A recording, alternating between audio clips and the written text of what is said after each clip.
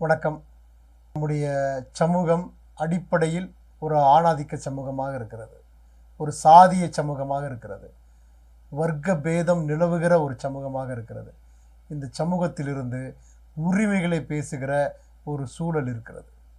அந்த உரிமைகள் எல்லோருக்கும் வாய்த்திருக்கிறதா, எல்லோருக்கும் கிடைத்திருக்கிறதா, இது ஒரு கேள்வியாகவே இருக்கிறது. ஆனால் இந்த உரிமைகள் எல்லோருக்குமானதாக இருக்கிறதா, எல்லோருக்கும் வாழ்வுரிமை இருக்கிறதா, நம்முடைய இந்திய சமூகம் சமத்துவ உரிமையோடு இருக்கிறதா, இது ஒரு கேள்வியாகவே இருக்கிறது. நாம் இயற்றிய இந்திய அரசமைப்பு சட்டம் 1950ஆம் ஆண்டு ஜனவரி 26 முதல் நம்முடைய நாட்டில் அமுல்படுத்தப்பட்ட ஒரு சூழலை நாம் பார்க்கிறோம். உலகிலேயே டெமோக்ரசி, ஜனநாயகம் என்று பேசக்கூடிய, உரத்து பேசக்கூடிய ஒரு நாடாக தலைநிமிர்ந்து நாம் நிற்கிறோம். சாதாரணமாக ஒரு நிறுவனத்தில் ஒரு நபரை வேலைக்கு எடுக்கணும் அப்படின்னா 5 வருட அனுபவம் இருக்கா, 10 வருஷம் அனுபவம் இருக்கா, 20 வருஷம் அனுபவம் இருக்கா, அதுபோல் அந்த பொறுப்பிற்கு ஏற்ப அனுபவம் உள்ள நபர்களை வேலைக்கு அமர்த்துவது அப்படின்றது உலகளவில் இருக்கக்கூடிய ஒரு நியதியாக இருக்கிறது. ஏன் இந்த அனுபவத்தை பார்க்குறாங்க? அனுபவம் இருக்க இருக்க பெர்ஃபெக்ஷன் இருக்கும், ஒரு நேர்த்தி இருக்கும், எல்லா விஷயங்களிலும் எல்லா சூழல்களிலும் மிகச் சரியாக செயல்படுவார்கள் என்கின்ற ஒரு ஒரு ஒரு பார்வை, ஒரு அறிவியல் நுட்பம் அதில் இருக்கிறது. ஜனநாயகத்தை, மக்களாட்சியை அமல்படுத்திய உலகில் இருக்கக்கூடிய நாடுகளில் நம்முடைய இந்தியா 74 வருடங்கள் அனுபவம் மிக்க, நீண்ட அனுபவம் மிக்க ஒரு நாடாக நம்முடைய நாடு இருக்கு.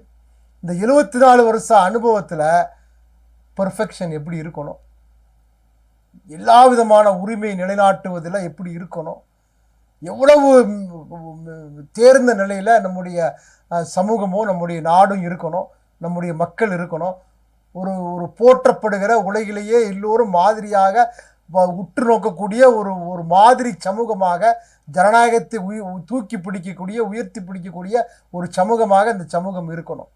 74 வருட அனுபவம், மிகப்பெரிய அனுபவம்.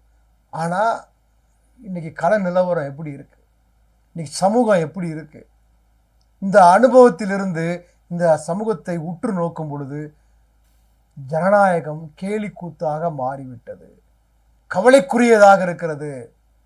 ஜனநாயகம் மெல்ல மெல்ல மெல்ல மெல்ல சுருங்கவில்லை நண்பர்களே, ஜனநாயகம் மிக வேகமாக சுருங்கி கொண்டிருக்கிறது. உரிமைகள் மறுக்கப்பட்ட ஒரு சமூகத்தில் நாம் இருக்கிறோம். உரத்து பேசுகிற சூழல் கூட இன்றைக்கு நாம் யாருக்கும் இல்லை.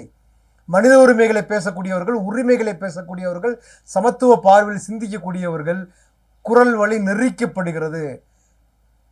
இந்தியா முழுவதும் உரிமைகளுக்காக குரல் கொடுக்கக்கூடிய மிகப்பெரிய சான்றோர்கள் எல்லாம் இன்றைக்கு சிறையில் இருக்கக்கூடிய விஷயத்தை நாம் பார்க்கிறோம். பேசுவதற்கு அச்சப்படுகிற ஒரு சூழலை பார்க்கிறோம். மனித உரிமை என்கிற வார்த்தையை கூட உச்சரிக்க கூடாது என்கின்ற ஒரு ஒரு நிர்பந்தம் இருக்கக்கூடிய ஒரு சூழலில் நாம் வாழ்ந்து கொண்டிருக்கிறோம். இதுதான் இன்றைக்கு கள யதார்த்தமாக இருக்கிறது.